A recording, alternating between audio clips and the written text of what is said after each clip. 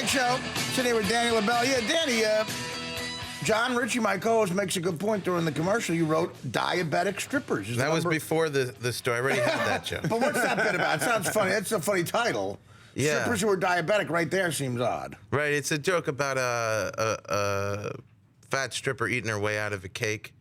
And she turns out to have diabetes and has a seizure while giving me a lap dance. Yeah. Listen, I've had strippers give me seizures while giving lap dances. I'm sure diabetes had nothing. Yeah. I think crystal methabetes had something to do with it. So, you a big sports fan, Dan? No. No, not at all? Not much. I mean, when I grew up, I grew up in Flushing, Queens, and we were right by Shea Stadium, so it was like really disappointing. That's why I tell everybody I'm a Yankees fan because they go nuts when I'm 30. When I tell them, you know, I mean, I was 3 years old the last time the Mets did anything right. I was going to say, how old were you in 86? Yeah. I forget how young people are. Yeah. My God, yeah. So people get mad, like especially friends of mine from Queens. I tell them I'm a Yankees fan, and I say, well, it was just disappointing. I don't want to pay millionaires to disappoint me. In the year 2000, you were 17. They were in the series against the Yankees, of course, tragically losing 5 games. I have a hard time feeling loyalty to any kind of corporation, though. You know. I agree with you. So I agree with you. How about women? Do you have how about loyalty to women? I have a woman. And, I mean, do you feel she's loyal to you? Are you loyal to her? I'm loyal. She's loyal. Yeah. Women can be tough, man. Women can be tough. It's like it's very, very difficult, especially in this business we're in. I mean, it is.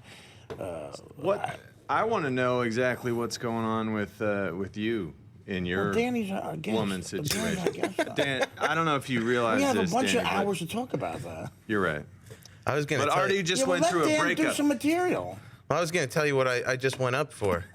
Fat ass far Did high. you? I auditioned for that. No, you did. I did. You did? I did it. How did it go? I sent in a tape. Oh, you did? Yeah, I was in L.A. and How did you find out about it? Manager sent me the breakdown. At first, I was really pissed off about the name too, and then I was like, I got nothing going. I gotta do this. See, I'm standing up for all of us. You should do it. You're right because you're young. You're young. When I was 30, I would have done it. Yeah. You know, I get things. When I was 30, it's not the first time. I've gotten things that people are like, "Well, Artie Lange turned this down. Do you want to do this?" Like I played Santa on a Yakit.com Christmas promotion. I don't remember getting offered that. Yeah, they go, yeah, we can't afford Artie, and someone recommended you. Couldn't afford it. See, that's what happens. A lot of times, my agent stuff won't even get to me because my agent will go, "It's not enough money." Meanwhile, maybe it is enough money. I don't know. Yeah. What.com? Yakit? Yakit.com. What is that? It's like you can hang out in a chat and host a show online. Oh. So I was Santa Claus, and I guess they were trying to get you first. Did you do it? I did it. How much they pay you? $1,500. Yeah. I probably would have needed at least 100 G's. How long did it take? An hour? Yeah, maybe 80.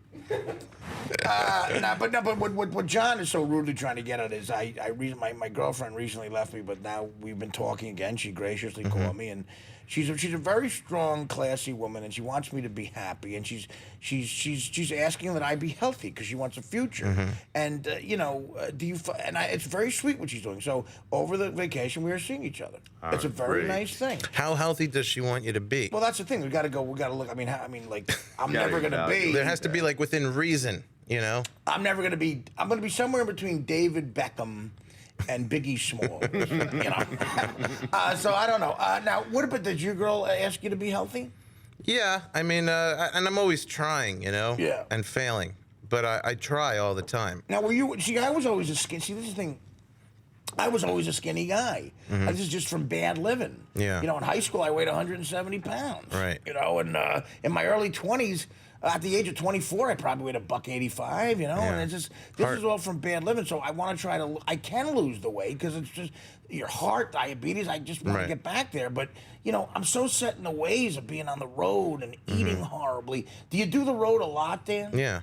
I mean, me and Boucher talk about this all the time. The eating on the road is terrible. There's nothing good to eat on the road anywhere. what I America's a think. terrible country like that. It is. Right. You know, especially in the We're Midwest. trying. I really think that there are people who are trying to kill us all, like in terms of the food. I do. Yeah, and they're all in Indiana. It's just like a recycling program. Like, just get the ants to do their work and let them die nice and young, so we can get new, stronger ones. I agree with you. So it is. Like again, when you're at a Hawthorne Suites in northeastern Illinois or Wisconsin. And it's 2 o'clock in the morning. What is there to eat? I really feel like people are trying to kill me. I do. Well, you had this paranoia, hypochondria going crazy. I've been doing this new bit where I say I hate waiters, because they're just enablers. I never had a waiter turn me down for anything. They never turn me down for anything. It's like I even test them, like, should I get that piece of cake? And they go, yeah. You should get. Really, I should get that. I think there was a comic who had a bit like bartenders and waiters should be the same. Like waiters should, like bartenders cut guys off drinking. It should be the same with eating. Like, don't you think you've had enough? Right. They don't care if I die as long as they get a 20% you're tip. right. Actually, you're right. You're right. They don't. They're horrible people. Why? And especially the ones who sing "Happy Birthday" to you when they don't even know you. Yeah. They're mocking you. They're disingenuous. You don't know me. They're not genuine You people. don't know me. And you know what? I don't want to sing "Happy Birthday" to my little nephew. Right. Much less a stranger. You know how phony you are? Yeah. Everything about waiters is phony. Yes. The whole I agree. relationship. They don't care about us. Right. They don't like you, but you're supposed to. There's a whole phoniness when they get to the table that you're supposed to pretend that you like them, and they're supposed to pretend that they like you. And I can't stand it. I like to break down the walls right. I don't like you, and you don't like me. You're screwed up in life, and that's why you work here. I screwed up. That's why I'm ordering this. Can I say this? I love a lot of your titles. Can you discuss number 8 on the album, Fruit Bruisers? What is it? That's not gay bashing. No, that's Fruit Bruisers. That's about my mom's Scottish. I did the album in Scotland. Good. Can you do a good Scottish brogue? Oh yeah. Let's hear it. Nee bother, big man. I've done it. I've grown up with it. It's. I've grown up with it. Do you wear a kilt? I have. I've grown up with it. I've grown up with it, Artie. I've grown up on. You're a disgusting one, Artie. I like that. So again, what's Fruit Bruisers? So I've spent a lot of time with my grandma out there and her old lady friends. And so the Fruit Bruisers is really just about like these tricks that these old ladies have, where they'll tell you, they'll be like, go to the Sainsbury's, which would be like a store there, on a Tuesday. And that's when you can get fruits at 10 pence off if they're damaged. 10 pants off? Pence, it's like... No, I'm kidding. I'll tell you a secret, Daniel. I bruise them myself. I bruise them myself. I've had I just imagine my Auntie Olga taking bananas and secretly knocking them against the. Look at that, it's bruised. When you say Auntie, you know what it reminds me of? The Holy Grail, Monty Python's Holy Grail, when they finally get to the castle. And they're on the fake horses and everything. And Eric Idle and all the guys, they're outside. And John Cleese plays one of the guards on top, and he just keeps throwing stuff at them, and he's insulting them. And one of the things he says, he goes, "I'll wave me private parts at your aunties." What does that even mean? I'll wave me private parts at your aunties. You're no good. In the UK, everybody old is your auntie. Like any friend of your grandma becomes your auntie. That's your auntie that.